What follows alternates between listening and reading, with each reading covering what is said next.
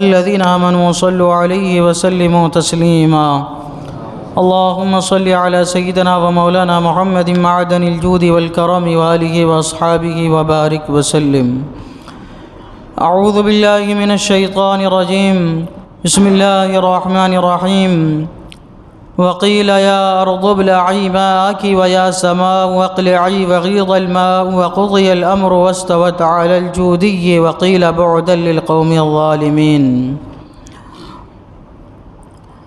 اور حکم فرمایا گیا کہ اے زمین اپنا پانی نگل لے اور اے آسمان تھم جا، اور پانی خشک کر دیا گیا اور کام تمام ہوا، اور کشتی کوہ جودی پر ٹھہری، اور فرمایا گیا کہ دور ہوں بے انصاف لوگ. حضرت نوح علیہ السلام اپنے ماننے والوں کے ساتھ کشتی پہ سوار ہوئے.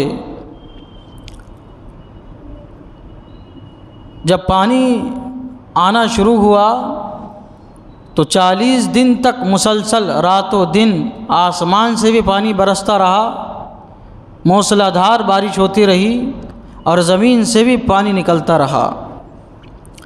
سب سے پہلے جو زمین سے پانی نکلا وہ حضرت حوا رضی اللہ تعالی عنہا کا بنایا ہوا تندور تھا، جو آپ نے بنایا تھا اپنے دور میں. تو اس میں سے پانی نکلنا شروع ہوا، یہاں تک کہ حضرت نوح علیہ السلام کے تندور میں سے بھی نکلا. حضرت نوح علیہ السلام کی 2 بیویاں تھیں، ایک ضدی تھی اور فریب اور دھوکہ دینے والی تھی، تو اس کا نام آپ نے واعلہ رکھا تھا. اور ایک بیوی نرم تھی اور ہمیشہ سچ بولنے والی تھی، نیکوکار تھی، تو اس کا نام آپ نے اس کی طبیعت کے اعتبار سے والعہ رکھا تھا. تو یہ جو بدبخت بیوی تھی یہ اپنے میکے میں رہا کرتی تھی، اور حضرت نوح علیہ السلام کی نیکوکار بیوی ان کے ساتھ رہا کرتی تھی. تو ان کا جو تندور تھا اس میں سے انہوں نے پانی نکلتے ہوئے دیکھا تھا. تو حضرت نوح علیہ السلام کے لیے یہ اللہ تعالیٰ کی طرف سے علامت تھی کہ اب جو ہے عذاب کا سلسلہ شروع ہو رہا ہے، طوفان کا سلسلہ شروع ہو رہا ہے. تو یہ مسلسل زمین سے 13 جگہوں سے چشمے پھوٹے تھے، اور ان چشموں سے پانی نکل رہا تھا، اور آسمان سے رات و دن لگاتار موسلا دھار بارش ہو رہی تھی. جب 40 دن تک ہوتا رہا، پھر 40 دن کے بعد یہ سلسلہ تھم گیا، زمین سے چشمے نکلنے تھم گئے اور آسمان سے موسلا دھار بارش کیا ہے تھم گئی. روئے زمین پر، سارے روئے زمین پر صرف پانی ہی پانی تھا. اور کتنا پانی تھا؟ جو بڑے بڑے پہاڑ تھے ان سے بھی 40 گز اوپر تھا پانی، ان سے بھی 40 بڑے بڑے پہاڑوں سے بھی 40 گز اوپر پانی تھا. سارے روئے زمین کا اس نے احاطہ کر لیا تھا، سارے روئے زمین پر.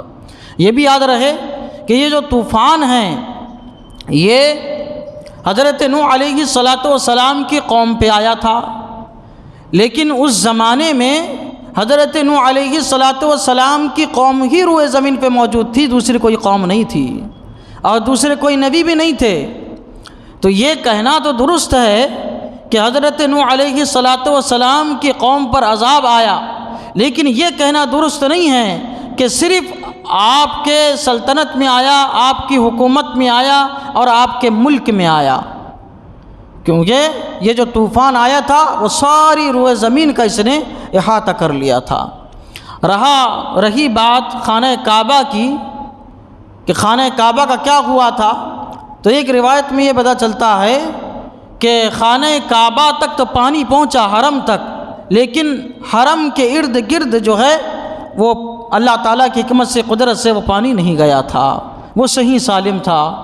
اور دوسری روایت یہ ملتی ہے کہ خانہ کعبہ کو اس کے بالمقابل جہاں بیت المعمور ہے، جو فرشتوں کا خانہ کعبہ ہے جس کا وہ طواف کرتے ہیں، وہاں تک جو ہے اس کو اٹھا لیا گیا تھا. الغرض یہ کہ سارے روئے زمین پر جو ہے صرف پانی ہی پانی تھا. اب حضرت نوح علیہ السلام کی کشتی جو ہے وہ چل رہی ہے، 5 مہینے تک یہ کشتی چلتی رہی، 5 مہینے تک۔ کھانے پینے کا میں نے کل بتایا کہ اللہ تبارک و تعالیٰ نے فرما دیا تھا کہ کوئی کھانے پینے کی چیز لینے کی ضرورت نہیں ہے، اللہ تبارک و تعالیٰ کے فضل و کرم سے کسی کو بھوک نہیں لگے گی، کسی کو بھوک نہیں لگی، اور کسی کو پیشاب پاخانے کی بھی ضرورت بھی پیش نہیں آئی۔ 5 مہینے تک یہ چلتا رہا۔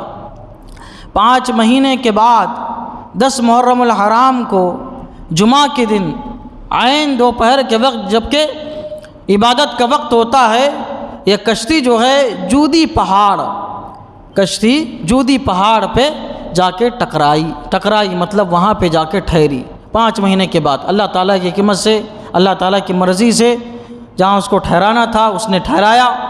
حضرت نوح علیہ السلام نے دیکھا کہ پانی ذرا کم ہو گیا ہے، وہ پہاڑ پہ آپ نے جب کشتی رکی دیکھی، اللہ کے حکم سے آپ کشتی سے باہر تشریف لائے اور سارے چرند پرند کو آپ نے آزاد کیا، اور اس کے بعد آپ کے ماننے والے جب اترے تو آپ نے ان سے فرمایا 5 مہینے ہو گئے کھانا کھائے ہوئے، جس کے پاس جو ہے وہ سب لے کے آؤ، جس کے پاس جو ہے سب لے کے آؤ۔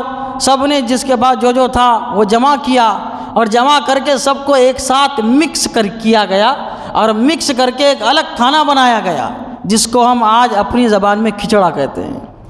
وہ جو کھچڑا جو بنتا ہے 10 محرم الحرام کو، اس کی اصل یہیں سے ہے، کھچڑا 10 محرم الحرام کو سب مکس کر کے جو ہے وہ بنایا گیا، اور سارے لوگوں نے اس دن جو ہے مکس کیا ہوا کھچڑا تناول کیا تھا۔ لیکن پھر بھی جو ہے پانی روئے زمین پہ موجود تھا، پہاڑ کے اوپر پانی کم ہوا تھا، پانی کی سطح کم ہوئی تھی، لیکن روئے زمین پہ پانی تھا، اس لیے روئے زمین پہ اتر نہیں سکتے تھے۔ 5 مہینے تک وہ پانی کم نہیں ہوا، 5 مہینے تک روئے زمین پہ پانی مسلسل موجود رہا۔ 5 مہینے پھر آپ وہ پہاڑ پہ ہی رہے، آپ نے وہاں زندگی گزاری۔ 5 مہینے کے بعد پھر زمین کا پانی کم ہوا تو آپ بعد میں زمین پہ تشریف لائے، اور زمین کی آپ نے سیر کی۔ اب جہاں سے آپ نکلے تھے وہاں پہنچے، اور 60 سال پھر آپ وہاں پہ ظاہر حیات میں رہے، 60 سال اپنے ماننے والوں کے ساتھ۔ تو اللہ تبارک و تعالیٰ اسی کا ذکر کرتے ہوئے فرماتا ہے، اور حکم فرمایا گیا کہ اے زمین اپنا پانی نگل لے۔ پانی نگلنے کی جب بات آئی تو اللہ تعالیٰ فرماتا ہے اے زمین اپنا پانی نگل لے، وَيَا سَمَاءُ اقْلِعِي، اور اے آسمان تھم جا، یعنی آسمان سے مسلسل جو موسلادھار بارش ہو رہی تھی، اللہ تعالیٰ نے اس سے فرمایا کہ تو رک جا، اور زمین سے فرمایا کہ تو پانی چوس لے، نگل لے۔ جب پانی آیا تھا روئے زمین پہ 13 چشموں سے آیا تھا، لیکن جب اس کو چوسا گیا تو کتنے ساری روئے زمین سے اس کو چوسا گیا، سارے روئے زمین سے پانی کو یہ چوسا گیا، تب جا کے اب آپ اندازہ لگائیے تب جا کے یہ پانی جو ہے 5 مہینے میں ختم ہوا تھا، اتنا پانی تھا روئے زمین پہ۔ وقیل بعد ویا سما وغیض الماء، اور پانی خشک کر دیا گیا۔ 5 مہینے کے بعد روئے زمین پھر کیا ہو گئی؟ سوکھ گئی۔ وقضی الامر، اور کام تمام ہوا، یعنی اللہ تعالیٰ کا جو وعدہ تھا طوفان نوح کا، عذاب کا، یہ عذاب آیا اور جن کو ہلاک ہونا تھا سارے ہلاک ہو گئے۔ واستوت علی الجودی کی، اور کشتی کوہ جودی پر ٹھہری، جودی پہاڑ پہ جا کے ٹھہری۔ وقیل بعدا للقوم الظالمین، اور فرمایا گیا کہ دور ہو بے انصاف لوگ، اب دور ہو گئے جو کفار و مشرکین تھے، جو ظالم لوگ تھے وہ دور ہو گئے، اب صرف کیا ہے نیکوکار لوگ رہ گئے۔ اللہ تعالیٰ کی بارگاہ میں دعا ہے قرآن شریف سیکھنے سمجھنے اور اس کے مطابق ہم سب کو اپنی زندگی گزارنے کی توفیق عطا فرمائے، ہمیشہ اپنا فرما بردار بندہ بنائے رکھے، اپنی ہر قسم کی نافرمانی سے ہم سب کو محفوظ و مامون فرمائے۔ اشہد ان لا الہ الا اللہ واشہد ان محمدا عبدہ ورسولہ، وصلی اللہ تعالی علی سیدنا محمد وعلی آلہ وصحبہ اجمعین برحمتک یا ارحم الراحمین۔